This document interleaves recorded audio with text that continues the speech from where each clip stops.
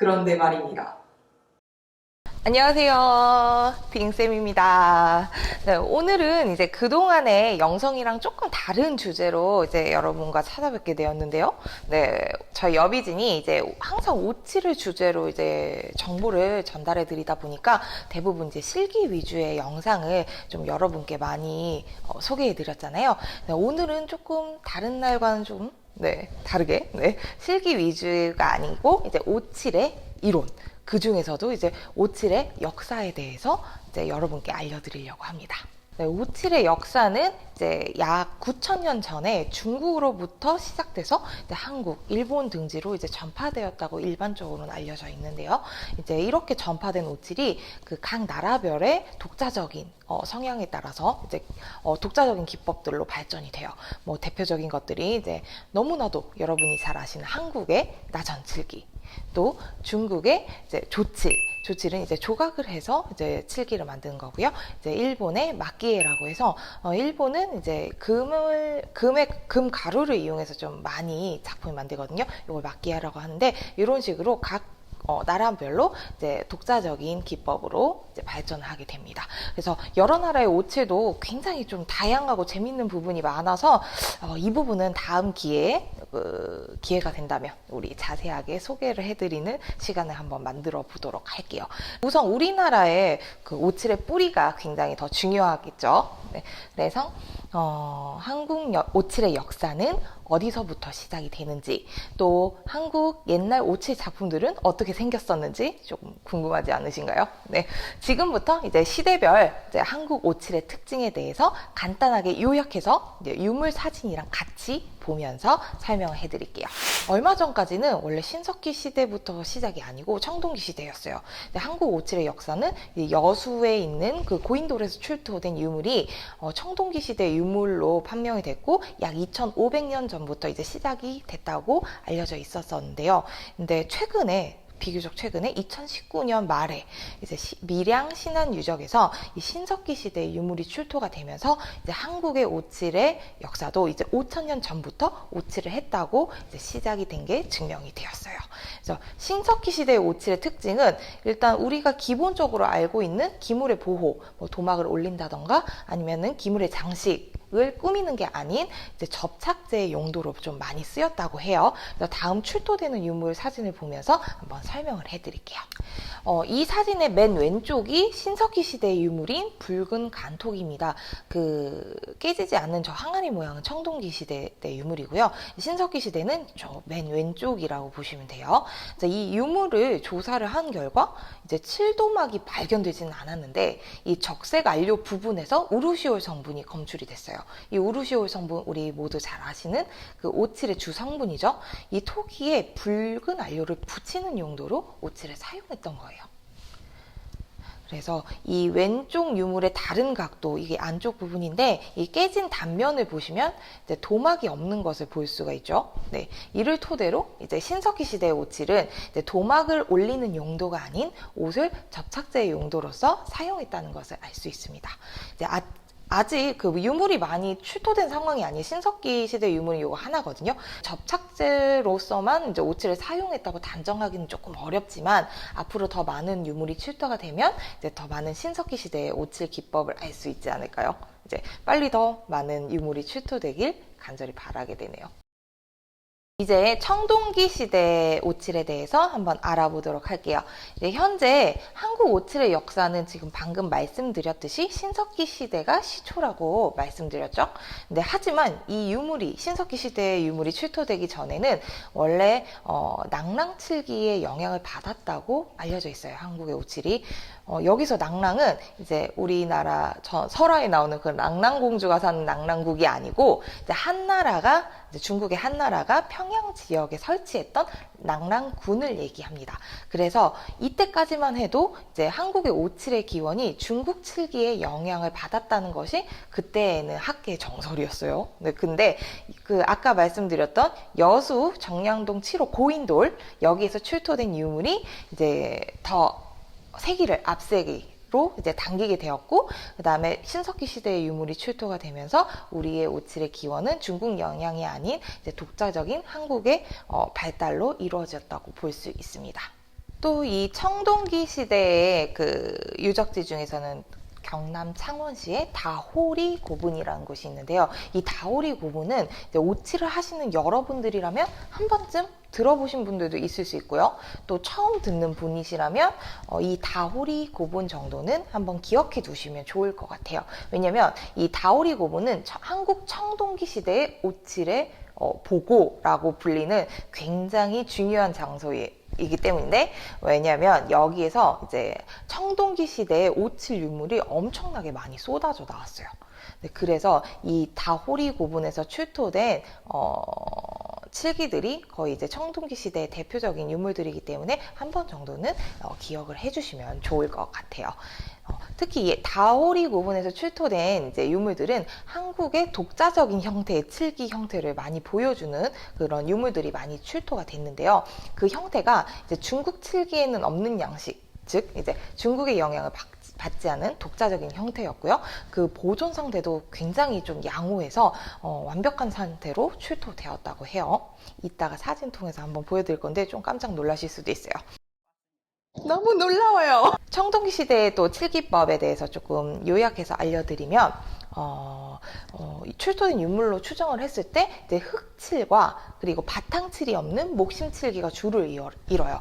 바탕칠이라는 거는 이제 우리 오칠 해보시면, 우리 영상 많이 시청해 주신 분들이면 다 아는 토해칠이죠. 이 토해칠처럼 바탕에 그 유철감을 메워주는 칠입니다. 그래서 이 나무의 위에 이제 나무 굴곡 있잖아요. 그 홈을 메우지 않고 바로 칠을 했다는 이야기죠. 네. 다음은 유물 사진을 보면서 한번 설명을 해드릴게요. 이 유물이 아까 말씀드렸던 여수 정량동 7호 고인돌에서 발견된 비파형 동검이에요. 이 비파형 동검 같은 경우에는 오칠이 돼 있는 상태가 아니에요. 푸른색이죠. 이게 오칠이 돼 있는 게 아니고 사실 이 동검을 보관하는 검집이 오칠이 돼 있어요. 근데 이게 어딨냐면 사진에는 안 보이는데 이 동검을 보관한 검집의 파편이 이 동검 아래 흙 속에 발견되었다고 해요. 그래서 조사 결과 이제 검집의 파편에는 흑칠이 돼 있다는 게 확인됐고, 이제 청동기 시대의 오칠 유물 중에 가장 오래된 유물로 판명이 났어요. 그래서 여기 보시면은 맨 오른쪽이 이제 비파형 동검, 여기 아래에 흙에 묻혀져서 나왔는데, 요거는 그냥 참고 자료로 제가 그냥 이렇게 유적 도면도를 좀 보여드리고 있어요. 여기에서 제일 가운데 돌 무더기 사이에서 이제 돌 무더기와 같이 오칠의 파편이 나온 거죠. 근데 제가 많이 서치를 해봤는데 이 오칠의 파편에 대한 사진은 나오지 않아서 안타깝게도 여러분께 보여드리지 못하고 이런 도면도로만 일단은 알려드리려고 합니다. 네. 다음 사진. 다음은 창원의 다호리 고분에서 출토된 유물이에요. 네, 앞에 있는 것보다는 훨씬 상태가 좋아 보이죠? 또 개수도 여러 개고요. 네, 다소 좀 파손이 있지만 이제 자세하게 보면 맨 왼쪽에 부채 손잡이부터 그 다음에 붓도 있고 그릇도 있고 칼집도 보이시죠? 네, 그 당시에 이제 쓰임이 있던 기물에 오칠이 돼 있는 거예요. 그래서 그 오칠을 했던 여러 종류의 기물을 이 다호리 고분에서 출토된 유물을 통해서 볼 수 있고요. 이게 진짜 2000년 전의 유물들이거든요. 근데 아직도 빛나는 애들이 있어요. 진짜 오칠 대단하잖아요. 네. 한번 다음 사진에서 좀 자세하게 볼게요. 이거는 이제 오칠을 한 칼집과 청동 칼이에요. 이제 청동기 시대이기 때문에 이제 청동 칼과 그거를 보관하는 이제 검집인데요. 이제 검집에다가 지금 흑칠을 해놓은 게 보이시죠? 실제 쓰는 검은 아니었고요. 이제 그 당시에 권위를 상징하는 용도로 쓰인 것으로 추정을 하고 있는 검입니다. 칼집 표면이 굉장히 매끈하고 아직도 되게 환하게 빛나는 게 흑칠 색깔이 지금 봐도 너무 고급스럽죠. 어떻게 2000년 전에 유물이 이렇게 아직도 빛나는지 정말 대단하다고 생각이 되네요. 네. 다음은 이제 오칠을 한 붓이에요. 이게 왜 붓이야? 이게 붓이야? 라고 생각이 드는데 제가 그래서 복원 작품을 지금 들고 왔습니다. 일단은 다음 사진을 보시면 이게 복원도인데요. 일단은 붓을 나무를 깎아서 만든 후에 그 위에 흑칠을 해서 만든 거예요. 근데 요거를 자세하게 보시면 지금 양쪽 끝에 붓털이 달려있죠. 되게 독특한 양식인데 이제 두 쪽 모두 이제 부터를 부착을 해서 실용성을 높이고 그다음에 중앙에는 지금 자세히 보시면 고리를 달아놨어요. 그래서 고리를 달아서 이제 이거를 이제 좀 쓰기 편하게 만든 건데 이거는 이제 중국의 그 당시에 붓 양식과는 좀 달라서 다오리 지역에서 직접 만들었을 거라고 추정이 되는 붓입니다. 다음은 이제 방영칠두입니다. 요거 되게 중요한 유물이라고 저는 개인적으로 생각을 하는데요. 이제 57 굽다리 접시라고도 불리면서 이 유물은 이 시기에 다른 나라에서 발견되지 않은 한국만의 독자적인 형태로 만들어진 칠기입니다. 그 보존 상태도 되게 좋아요. 이거 복원작이 아니고 이거 출토된 유물 그대로예요. 그래서 요게 지금 아직도 뭐 나무 상태도 거의 뭐 양호하게 있고요. 거의 2000년 전쯤의 나무가 그냥 아직도 있는 거예요. 썩지 않고. 그 위에 흑채도 탈락된 부분이 거의 없이 되게 반짝반짝 잘 빛나죠. 그래서 그 보존 상태가 매우 훌륭해서 다오리 고분 출토된 유물 중에서도 굉장히 중요한 칠기 유물로 분류가 되고 있어요. 그래서 일단 용도는 우리 일반적인 식사를 하는 용도는 아니고요. 약간 제사용, 신앙적인 권위를 상징하는 재래적 성격의 이제 형태의 기물로 보시면 될 것 같아요. 그래서 이 시대에 이제 청동기 시대에 어떤 모습이었는지 잘 보여주는 유물이라고 보시면 좋을 것 같아요.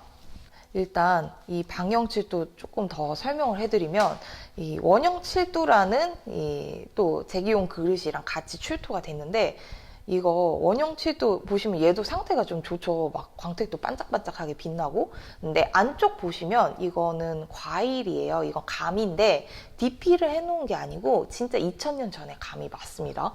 이게 기물에 담겨서 그냥 출토가 됐어요. 썩지 않은 채로. 너무 놀랍지 않습니까? 네. 근데 이 원형칠도와 방영칠도 같이 출토가 됐는데 방영칠도 아까 보여드렸던 거 있죠. 거기에서도 음식물이 담긴 채로 출토가 됐어요. 그래서 원형칠도에는 감 그리고 방영칠도에는 밤이 출토가 됐는데 일단 사진처럼 이제 안쪽에는 감 이런 율무 같은 곡식류들의 음식이 담긴 채로 썩지 않고 그대로 출토가 됐고요. 이 2000년 전의 음식들이 그 유구한 시간 동안 썩지 않고 윤기가 심지어는 감이랑 밤에서 윤기가 흘러요. 윤기가 흐르는 완벽한 상태로 출토가 된 거예요. 정말 놀랍지 않습니까, 여러분? 이 오칠의 효능 중에 방부성 있잖아요. 이 방부성이 여기에서 진가를 발휘하죠. 네, 정말 대단한 그 일이 아닐 수 없네요.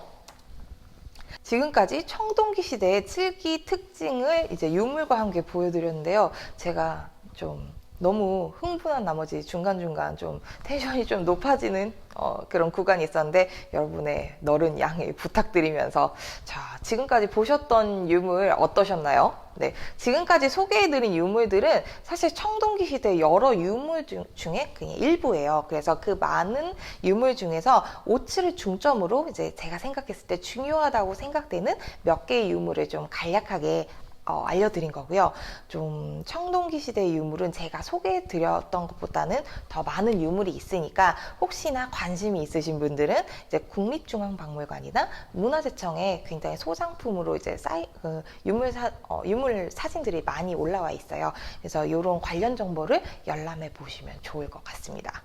일단 역사란 게 좀 유물 출도에 따라서 좀 변하기도 하고 좀 이해하기 어려운 부분도 되게 많잖아요. 근데 최대한 쉽게 좀 여러분께 잘 전달될 수 있도록 좀 노력할 테니까 좀 나중 예쁘게 좀 봐주시고요. 네, 그럼 다음 시간에 이제 삼국시대와 통일신라 시대에 대해서 이제 알아보도록 할게요. 그럼 다음 영상에서 만나요.